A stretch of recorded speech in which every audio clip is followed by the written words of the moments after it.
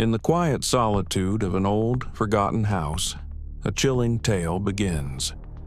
A lone figure, seeking refuge, steps across the threshold, unaware of the darkness that awaits. The air is thick with an unspoken history, a silence that feels heavier than sound. Soon, the tranquility gives way to an unsettling symphony of the night.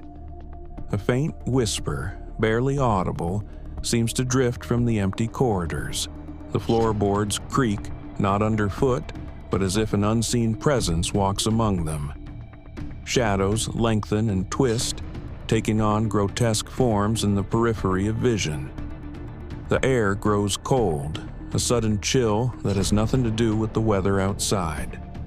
Lights flicker erratically, plunging the room into momentary darkness.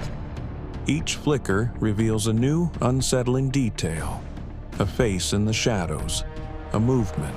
A door, previously closed, now stands ajar, revealing only deeper darkness beyond.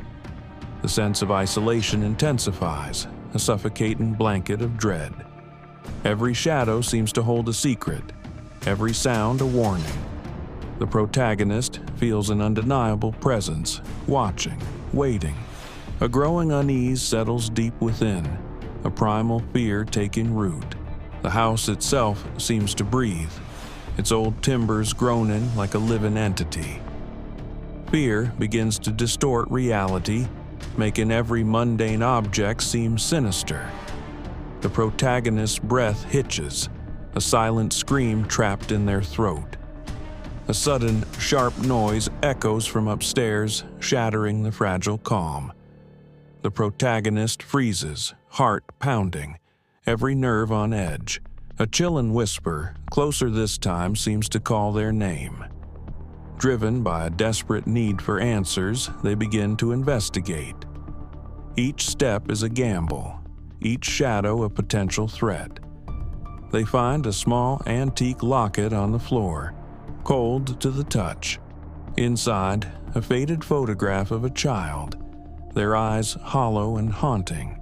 A sudden gust of wind slams a window shut, making them jump. The whispers return, louder now, forming indistinct words. A fleeting shadow darts across the hallway, too quick to be real. The protagonist's heart races, adrenaline surging through their veins. They try to rationalize, but the evidence of the supernatural is undeniable. A chilling laugh echoes from the depths of the house, cold and mocking. The protagonist attempts to flee, but the front door is now jammed shut. Windows are sealed, as if by an invisible force trapping them inside. The house itself seems to shift and groan, walls closing in. Objects begin to move on their own, sliding across tables, falling from shelves. A cold spot follows them, a palpable chill that penetrates to the bone. They hide in a closet, heart hammering against their ribs, listening.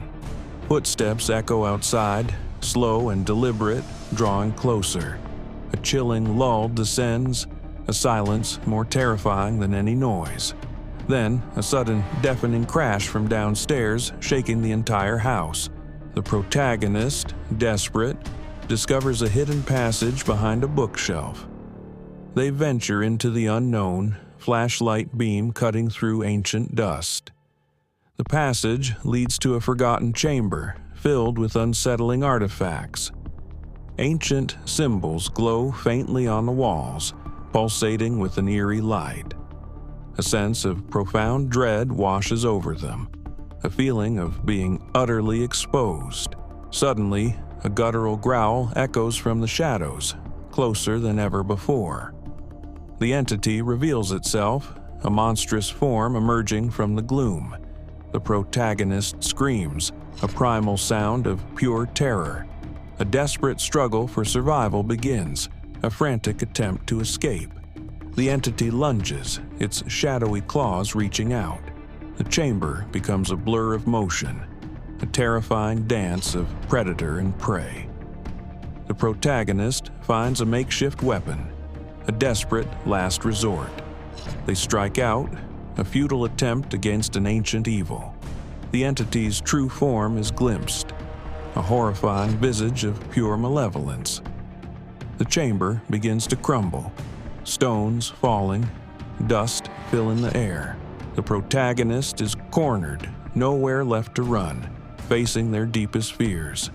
A final, desperate act of defiance, a surge of unexpected strength. They find a hidden exit, a narrow crack leading to the outside. With a final push, they break free, tumbling out into the night. They run, not looking back, the screams of the house echoing behind them. The house stands silent once more, but its evil lingers, a stain on the land. The protagonist escapes, but the horror has left an indelible mark. A final glance in a mirror reveals a fleeting, distorted reflection behind them. The entity is not confined to the house.